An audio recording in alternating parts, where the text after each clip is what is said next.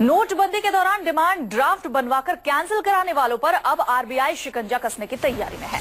RBI ने सभी बैंकों को उन सभी लोगों की डिटेल देने को कहा है जिन्होंने नोटबंदी के फौरन बाद पुराने नोटों से डिमांड ड्राफ्ट बनवाया और फिर बाद में उन डिमांड ड्राफ्ट को रद्द करके पुराने नोटों को नए नोटों से बदलवा लिया।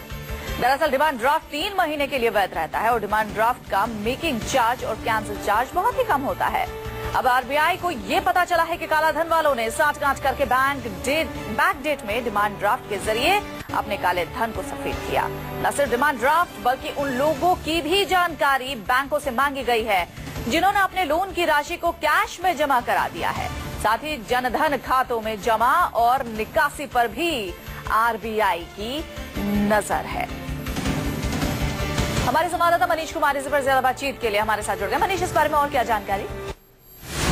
आपको पता है कि जनधन खाता हो चाहे बैंक खाता हो, लगातार नोटबंदी में लोगों ने कैश अपने खातों में डिपॉजिट कराए हैं। लेकिन सबसे जो एक अनोखा जरिया लोगों ने निकाला अपने काले धन को ठिकाना लगाने के लिए कि उन्होंने 8 नवंबर से लेकर 30 दिसंबर के बीच पहले डिमांड ड्राफ्ट बनवाया। आपको बता दें कि किसी भी डिमांड ड्राफ्ट की वैलिडिटी 3 महीने की होती है और डिमांड ड्राफ्ट एक बार बन गया उसके बाद उन्होंने उसको बैंक में जाकर कैंसिल कराया। उनको पता था कि इस डिमांड ड्राफ्ट को जब हम कैंसिल कराने जाएंगे तो हमें नए नोट, नए करेंसी जो 500 2000 के हैं वो उनको मिलेंगे। उन्होंने ये जरिया निकाला कि अपने काले धन को ठिकाना लगाने के लिए अब आरबीआई ने तमाम बैंकों को कहा है कि जिन लोगों ने डिमांड ड्राफ्ट बनवाया उसके बाद जो कैंसिल कराया उन तमाम लोगों की डिटेल जो है उपलब्ध कराए। आपको बता दें वरना कि न केवल इसके जरिए बल्कि लोगों ने जनधन खातों में जो पैसे डिपॉजिट कराए बल्कि जिन लोगों ने महंगी गाड़ियां या फ्लैट खरीदकर जो लोन खरीदने के लिए जो लोन लिया था उसका भी प्रीपेमेंट किया है। तो कई तरीके हैं जिन्होंने जो कालेधन ठिकाने लगाने वाले उन्होंने कई